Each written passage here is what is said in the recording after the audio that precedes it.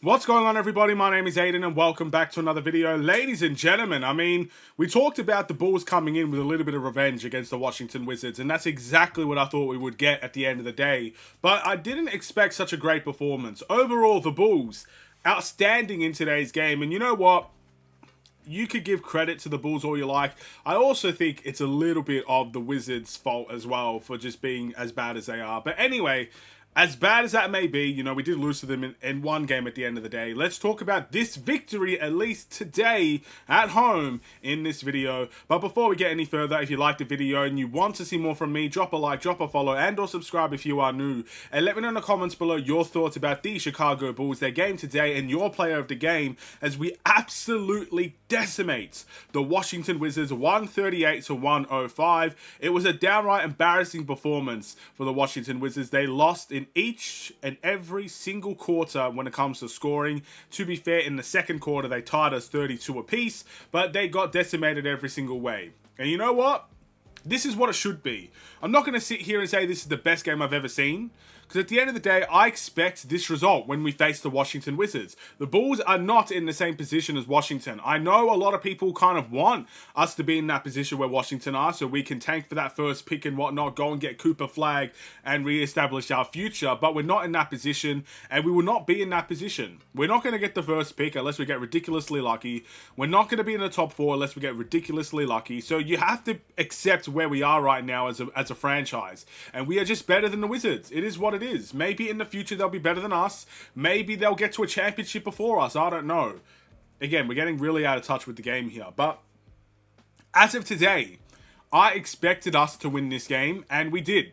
So, beating the Wizards in this fashion is not a surprise to me, and it shouldn't be a surprise to me. What is a surprise to me is when we lose to the Wizards, and we get out of the bed and not try mentality. That is what surprises me.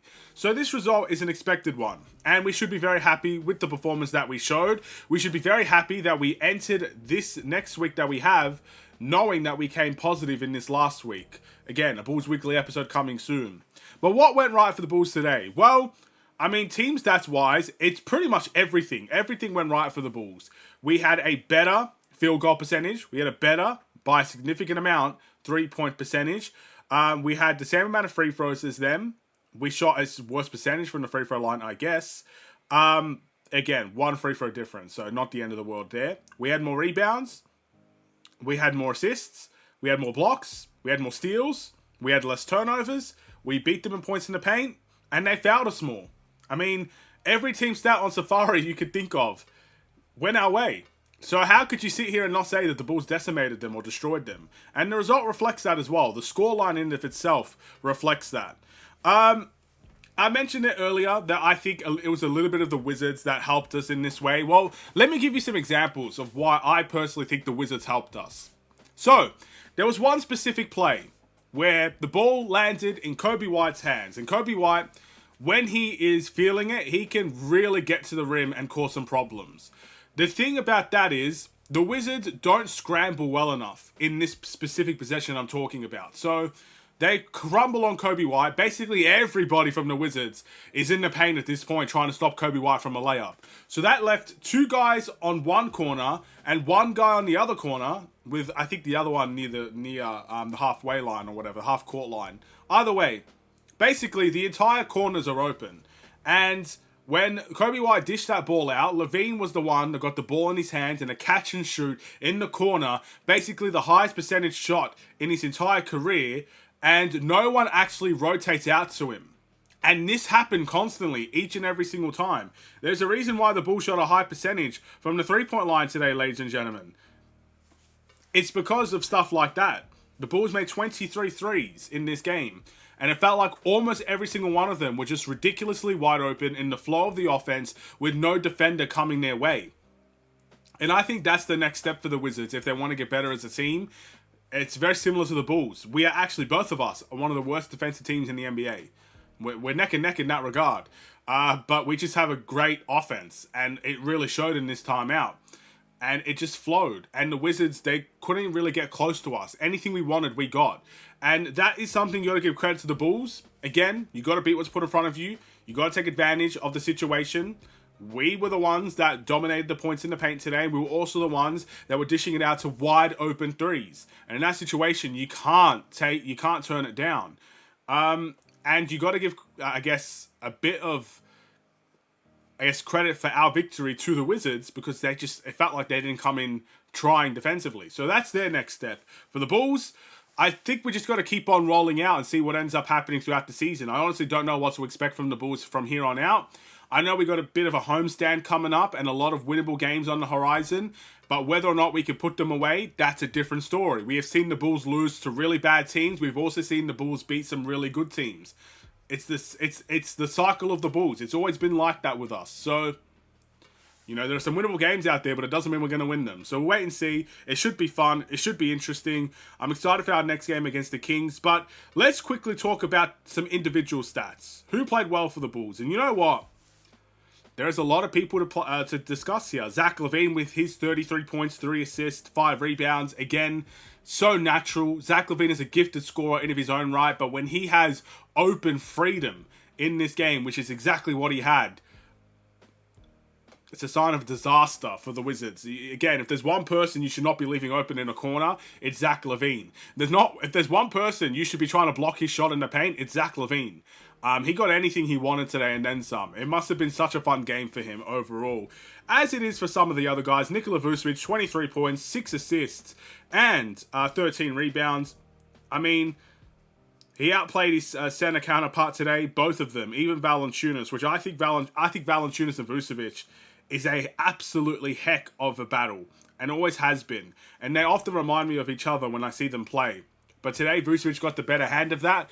To be fair, Valanciunas is a bench player for the Wizards. I don't know why, but he is. I guess that's the sign of the Wizards tanking, because Valanciunas is very gifted as a center. Either way, it is what it is. That's their choice. We take our choices. We still have Vucevic at the end of the day. So, yeah, good result for him. Good performance from him. Much better than his 10-point game last time out. 12 points and 7 assists with 13 rebounds for Josh Giddey. Again, stat sheet stuffer. Doesn't wow you with points or doesn't wow you with athleticism, but he's gifted in his playmaking, and offensively, when he's on, he's hard to stop. Coby White with 15 points and 6 assists. He was pretty good in his own right today. Really enjoyed what Coby White was able to bring. Lonzo Ball having one of his best games of the season. Played 22 minutes, 12 points and 6 assists with 1 rebound. Just another example with Lonzo Ball making the difference on both ends. But today he had the freedom to just hit anything he wanted. Again, it's very similar to everybody else. He had the license, the time, the space. My man could have taken a vacation and still had 12 points today.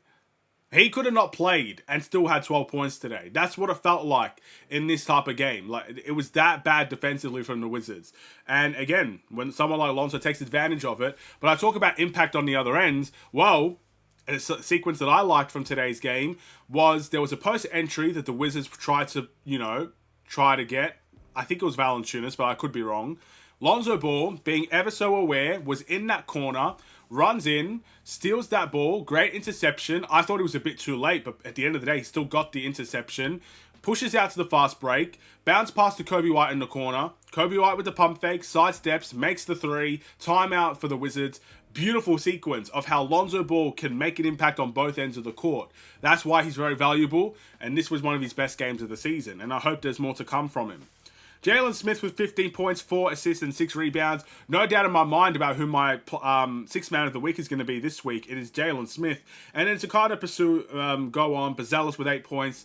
I hope we can see a little bit more from him as the season goes along.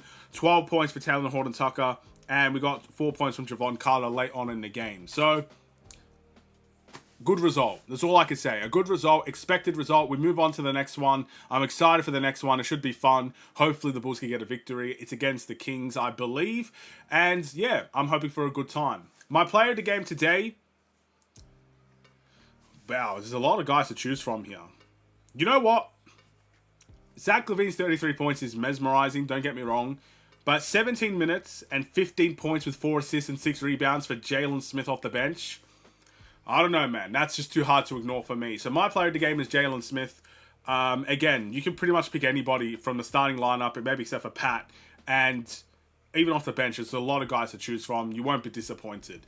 What do you guys think? Thank you for watching. I'll see you in the next one. Stay safe, stay healthy, and stay tuned for more. Take care, and peace.